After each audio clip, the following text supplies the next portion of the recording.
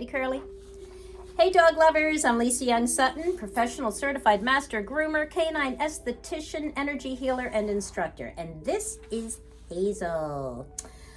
All right, this is brushing video number 2, and I am making a few brushing videos because this is where your confidence in your ability to handle your dog begins. This is where your dog's trust in your ability begins as well. So watch what I'm doing and drink in my words. Here we go. Do you know what the real secret is to being able to perform basic animal husbandry procedures on your own dog, or being able to handle any dog as a professional groomer? You may think the answer is talent or skill, but there's something even more significant at play here, and that is your attitude, your emotions, your energy. Yes, it's all about energy. You must understand that your dog reads your energy, not your words. He knows what you think and believe, not what you say, all right? He's nonverbal. They are telepathic, not verbal creatures, all right? So right now, ask yourself, are you confident? Do you believe you can do it? If not, start believing right now that you can, because you can do anything that you believe is possible, right? As Henry Ford said, if you think you can or you think you can't, you're right. And this is the big one. Do you believe that your dog can enjoy this procedure? That's Law of Attraction 101. If you think he won't, he won't. If you think your dog finds grooming invasive or irritating or unnatural, know that you're sending him that energy. That's not coming from him. Both wild canids and domesticated dogs living in packs groom each other. They are caring for each other and bonding as a pack by doing so. It's completely, she's like showing you her butt. It's completely natural and enjoyable. Can we see let's see your pretty face.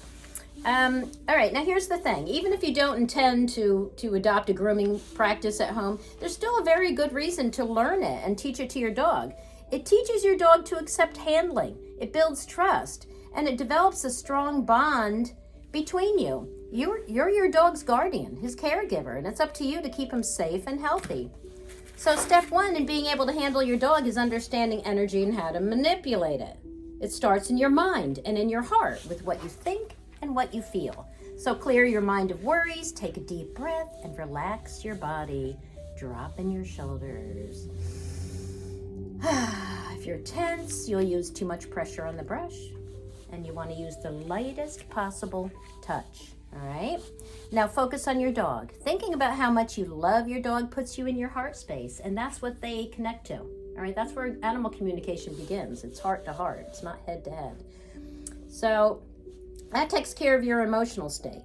Now check your thoughts. See the session going well in your mind. Believe that it will be easy and effortless and pain-free for both of you. Know that this is not surgery you're performing. And trust that you can do this thing together, just like you walk and play together. All right? Tell your dog how handsome he is or how lovely she is. Feel confident and feel proud, right? Your dog will be picking up on all of this energy, all of these mental images. And remember also that teaching new behaviors is a process. You don't have to brush the entire dog in one session if your dog isn't used to it or is protesting, all right? You can start out by introducing the brush and pairing it with treats, okay? And let your dog sniff it, like, ooh, what's this? Just like you would introduce a new toy or a new treat, right? Ooh, what's this? Oh, you're gonna love this, right? Let him sniff the brush, let him look at it, and then pair it with treats. You're forming a positive association. All right. Also, if you have not been brushing your dog already and your dog's already matted, take the dog to the groomer first. Let the groomer shave it down or demat it or whatever before you begin, because then you're starting with a clean slate, right? You're going to be starting the brushing procedure on a mat-free coat, so you don't have to worry about hurting the dog then. All right. Now, another thing that you might want to use are, calming aids. Yes, okay, so I use Rescue Remedy, all right? Rescue Remedy here in my salon. It's been used by groomers for decades, all right? You don't have to spray it in their mouth. You can, it's either drops or spray. I like the spray. You can just spray it on the inside of the ears, even the pads of the feet. Okay, they'll absorb it in all those ways. Adaptil is pheromones, calming pheromones, right? You can spray that around. And I use an aromatherapy blend that I make myself. It contains different essential oils and flower essences. There's one that you can buy, and I will link that in the description box below. Okay, you can also, if your dog is really crazy, not calm, you can consider using like calming aids like these hemp chews or hemp oil drops, or CBD hemp, basically similar. Anyway, I don't want to say same. Yes, they're similar. And you can use those. You'd have to administer anything orally, that needs to go through the digestive tract like an hour before. Okay, so another thing is a dedicated grooming space. Now here, obviously, I have a grooming shop at my home, and you probably don't, but you can create one. You can buy a portable table with a grooming arm, or you can just use an island kitchen counter. You want to put a non-slip mat,